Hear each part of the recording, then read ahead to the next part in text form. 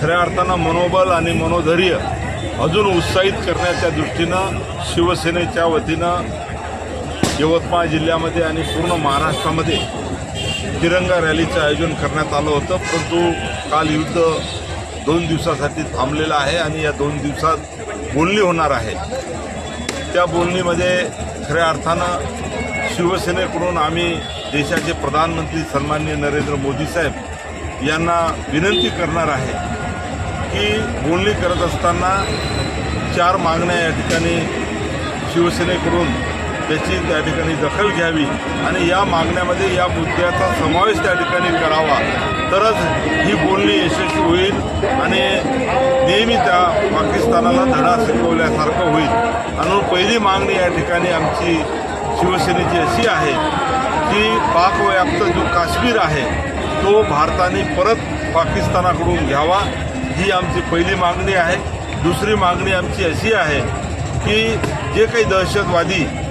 खऱ्या अर्थानं पाकिस्तानामध्ये लपून बसलेले आहेत, जे सातत्यानं पाकिस्तानात राहून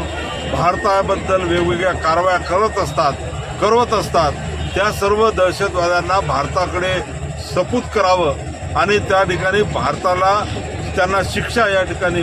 देशामध्ये मिळाला पाहिजे, ही आमची दुसरी मागणी आहे। तिसरी मागणी आमची अशी आहे की सातत्यानं आज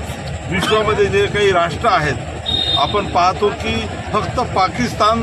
सातत्यानं अशा दहशतवादी आणि अतिरेकी कारवाया करत असतो आणि म्हणून याच्यानंतर जर पाकिस्तानाने दहशतवादी अतिरेक्याला आश्रय दिला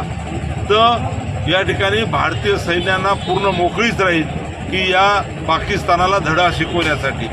कुठेही त्याचं बंधन असू नये, अशा पद्धतीच्या ह्या मागण्या आणि दहशतवादी कारवाई या ठिकाणी पाकिस्तानाने संपूर्ण बंद कराव्या, अशा या 4 मागण्या शिवसेनेकडून या ठिकाणी देशाचे प्रधानमंत्री नरेंद्र मोदी साहेबांना या ठिकाणी आम्ही करणार आहोत आणि त्या माध्यमातून बोलणीमध्ये ह्या मुद्द्याचा समावेश व्हावा, अशी आमची आग्रहाची मागणी या ठिकाणी आहे। भारतीय सेनेच्या सोबत शिवसैनिक किंवा भारतीय सैनिकासोबत आमचा शिवसैनिक हा कायम आहे। वंदनीय शिवसेना प्रमुखांनी सातत्यानं सैनिकांच्या सोबत राहण्याची भूमिका वठवलेली आहे। त्याच पद्धतीनं राष्ट्रहित आणि धर्मरक्षणासाठी आम्ही कटिबद्ध आहोत, हे सुद्धा आम्हाला शिकवण वंदनीय शिवसेना प्रमुखांनी दिलेली आहे आणि त्याचं पालन आज आमचा शिवसैनिक करतो आहे।